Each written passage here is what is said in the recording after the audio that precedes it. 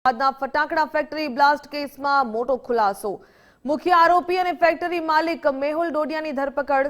સાબરમતી વિસ્તારમાંથી મેહુલ ડોડિયાને પોલીસે ઝડપી પાડ્યો। અમદાવાદ પોલીસ કમિશનર અનુપમસિંહ ગહેલોતનું નિવેદન।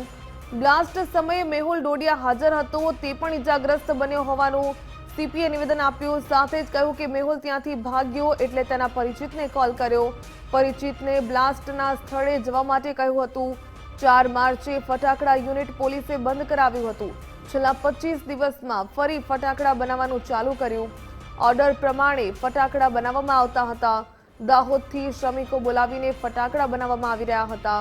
હાલમાં 3 આરોપીઓ પૈકી 2ની ધરપકડ કરવામાં આવી। 2014માં રમીલાબેન ડોડિયા કારખાનું ચલાવતા હતા। 2013માં રમીલાબેનના નામે લાયસન્સ મેળવ્યું હતું અને 2014માં લાયસન્સની અવધિ પૂર્ણ થઈ હતી। ત્યારે બાદમાં 2020થી મેહુલના નામે લાયસન્સ લીધું। આરોપી બચે નહીં એ પ્રકારે કાર્યવાહી કરાશે તેવું નિવેદન આપવામાં આવ્યું છે। સાથે જ કહ્યું કે જરૂરી અને મજબૂત પુરાવા એકત્રિત કરાશે।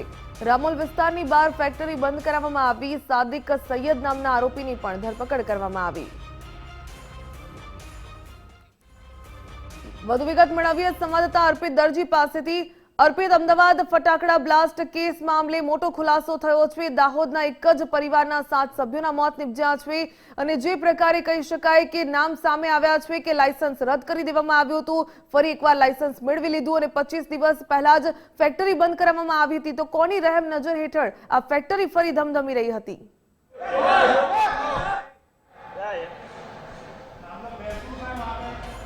હાલ લેટેસ્ટ અપડેટ મળી છે। થોડા સમય પહેલાં પ્રેસ કોન્ફરન્સ કરવામાં આવી હતી અમદાવાદ શહેરના પોલીસ કમિશનર અનુપમસિંહ ગહેલોત દ્વારા, અને એમાં એ વાત સામે આવી કે આરોપી ફરાર હતો। મુખ્ય આરોપી મેહુલ ડોડિયા, એની ધરપકડ કરી લેવામાં આવી છે અને થોડા સમયમાં આપ જોઈ રહ્યા છો કે હવે જ્યારે સીપી ઓફિસ એમને લાવવામાં આવ્યા હતા અને હવે એમને સ્થાનિક પોલીસ સ્ટેશન એટલે કે રામોલ પોલીસ સ્ટેશન લઈ જવામાં આવી રહ્યા છે। હકીકત અને જાણકારી એ પણ સામે આવી છે। આપ જોઈ રહ્યા છો આ જે વાદળી શર્ટમાં છે એ સાદિક છે। આ ઉપરાંત જે બ્લુ ટી શર્ટમાં તમે જોઈ રહ્યા છો એ મુખ્ય આરોપી મેહુલ ડોડિયા છે, જેને આ આખું જેના નામ પર બીજી વાર જ્યારે આ ફટાકડા બનતા હતા। મેહુલ, તમે કેટલા ટાઈમથી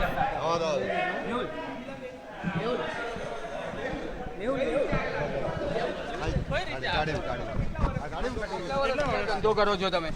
કેટલા વર્ષથી ધંધો કરો છો? ફટાકડાનો ધંધો કરો? કેટલા વર્ષથી? રમીલાબેન કઈ રીતે આગ લાગી?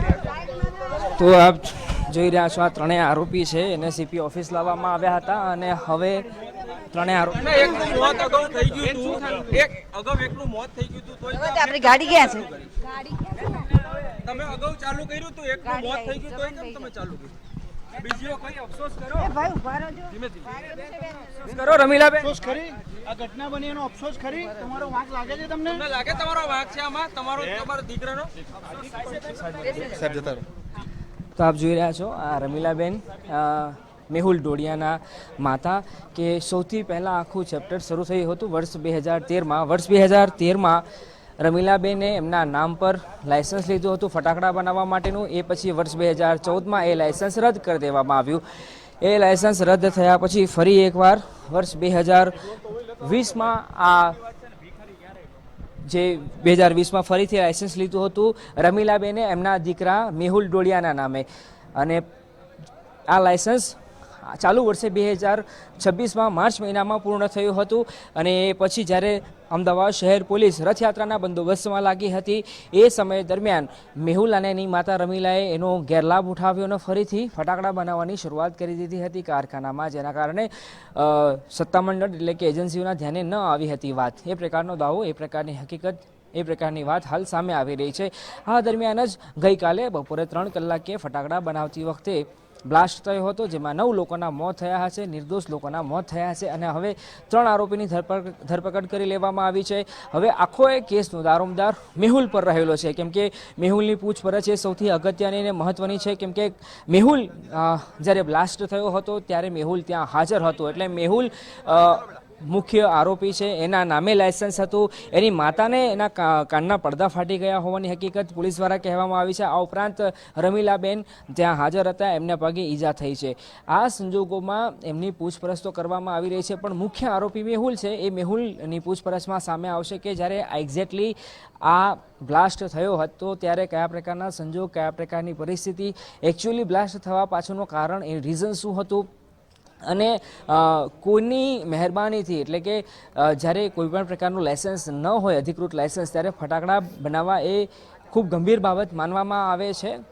તો એ પરિસ્થિતિમાં એને હિંમત કેવી રીતે થઈ, કોના આશીર્વાદ અથવા તો કોની મીઠી નજર હેઠળ એને આ સાહસ કર્યું હતું, એ એની પૂછપરછ થયા પછી જ સામે આવશે હકીકત. સાથે સાથે જ્યારે આ બ્લાસ્ટ થયો હતો ત્યારે એ કેવી રીતે ક્યાં ભાગ્યો હતો, કોને ફોન કર્યો હતો, કેમ કે જ્યારે એ બ્લાસ્ટ થયો ત્યારે ત્યાંથી ભાગી છૂટ્યો હતો અને એના એક પરિચિતને કોલ કર્યો હતો કે એના ત્યાં ફેક્ટરીમાં, યુનિટમાં બ્લાસ્ટ થયેલો છે. એ હકીકત એના મિત્રને, એના પરિચિત માણસને કીધી હતી, એટલે એ એની મદદ, એનો પરિચિત માણસ મદદ કરવા પહોંચ્યો હતો. એનું પણ પૂછપરછ કરવામાં આવી શકે એવી પૂરેપૂરી શક્યતાઓ છે. જો કે તમામની વચ્ચે હાલ આખો કિસ્સો પ્રાથમિક તબક્કામાં છે. હજુ તો થોડા સમય પહેલા મુખ્ય આરોપી મેહુલની ધરપકડ કરવામાં આવી છે. એની ધરપકડ કર્યા પછી હવે સ્થાનિક પોલીસ સ્ટેશનમાં લઈ જવામાં આવ્યા છે, કેમ કે આખી તપાસ રામોલ પોલીસ સ્ટેશન કરી રહ્યું છે. એની પૂછપરછ, એની તપાસ કરવામાં આવશે.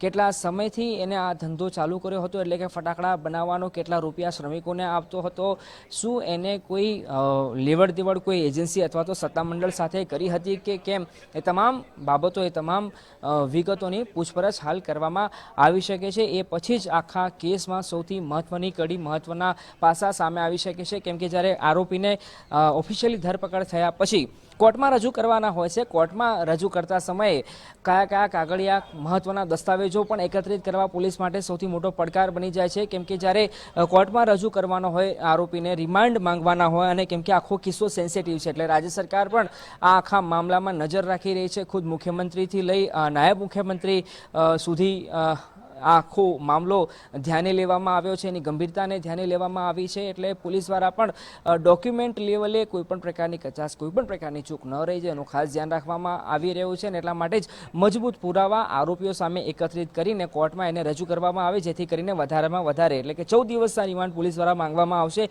આ 14 દિવસની પૂછપરછ દરમિયાન કોણ કોણ એની સાથે સંડોવાયેલું હતું, એને ફાઇનાન્શિયલ, એટલે કે આર્થિક મદદ ફટાકડા બનાવવા માટે કોણ કોણ પૂરી પાડી રહ્યું હતું. આ ઉપરાંત એક હકીકત એ પણ સામે આવી છે કે આવનારા દિવસોમાં ગણેશ મહોત્સવ યોજાવાનો છે. આ ગણેશ મહોત્સવ માટે ફટાકડાનો ઓર્ડર આપવામાં આવ્યો હતો, એટલે હોલસેલના વેપારી કોઈ એની સાથે સંકળાયેલા છે કે કેમ, ઓર્ડર જે આપવામાં આવ્યો હતો એ કોણ હતું ઓર્ડર આપવાવાળું, એ તમામ બાબતોની પૂછપરછ હવે થઈ શકે છે. એમાં કેટલીક મહત્વની ચોંકાવનારી બાબતો સામે આવે એવી પૂરેપૂરી શક્યતાઓ છે. જી બિલકુલ અર્પિત, ધન્યવાદ તમામ જાણકારી બદલ.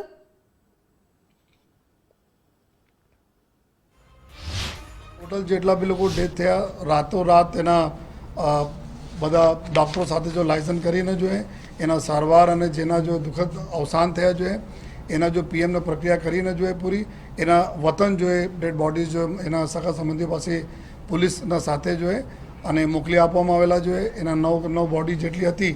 આમાં જો સંજેલી એરિયા છે જો દાહોદના, ત્યાંના મેક્સિમમ લોકો હતા. જો કપડવંજના એક હતા, ઉમરેઠના એક હતા જોઈએ, અને એક અહીંયા રામોલના હતા જોઈએ. અને બાકી જો ઇન્જર્ડ થયેલા છે, જો ઇન્જર્ડ અત્યારે સિવિલ હોસ્પિટલમાં એડમિટ છે. આ 3 પૈકી 2 આરોપીઓને પોલીસે ધરપકડ કરી છે જોઈએ, અને જો ગુના દાખલ કરવામાં આવેલા છે એના વિરુદ્ધમાં જોઈએ.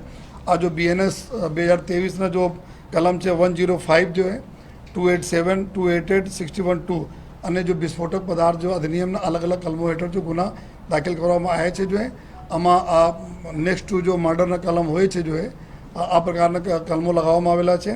અને એવું પણ જાણવા મળેલ છે કે આ જ જગ્યા ઉપર 2014માં જોઈએ આ રમીલાબેન જ્યારે ચલાવતી હતી જો અહીંયા આ જ રીતે દારૂખાના બનાવવાના જો એક ફેક્ટરી, ત્યારે પણ આગ લાગવાથી એક વ્યક્તિને મૃત્યુ થયેલા હતા, અરેસ્ટ થયા હતા. અને પછી જો એના લાયસન્સ વગેરે બધા કેન્સલ થયા હતા. અત્યારે એના દીકરા નામે જો આ મેહુલ ડોડિયા નામે જો લાયસન્સ લીધા અને 2020માં, અને પછી જો લાયસન્સ લઈને જો આ લોકો બનાવતા હતા. અને પછી જો 4/3/2026 રોજ એના મુદ્દત પૂરી થઈ, એના પછી રિન્યુઅલનો કોઈ કાર્યવાહી એના મતલબ રદ કરી દેવામાં આવે કે કોઈ પ્રકારના જો ફર્ધર જો એના એક્સટેન્શન આપવામાં આવેલ નહીં હતા જોઈએ અને છતાં જો આ ગેરકાયદેસર રીતે બનાવતા હતા જેના દુઃખદ બનાવ બનેલો છે.